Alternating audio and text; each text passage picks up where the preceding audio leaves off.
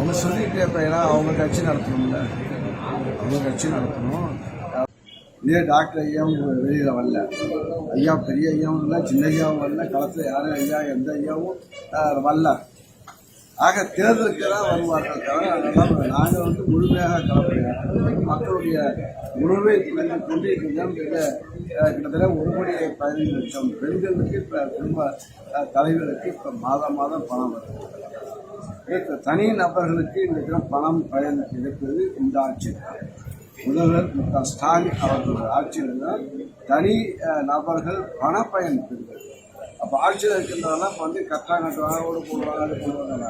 ஆனால் இப்போ அந்த கட்டுமான அனைத்து இப்போ பொருளாதார ரீதியாக முன்னேறக்கூடிய அளவுக்கு கிராம வளர்ச்சி, கிராமம் வளர்ந்து, நகரம் வளர்ந்து, எல்லாம் வளர்ந்துருந்தால் இளைஞர்களும் படிக்கிறார்கள், இளைஞர்களும் வேலை வாய்ப்பு பெறுகின்ற பயிற்சியும் கொடுக்கின்றது ஆட்சி.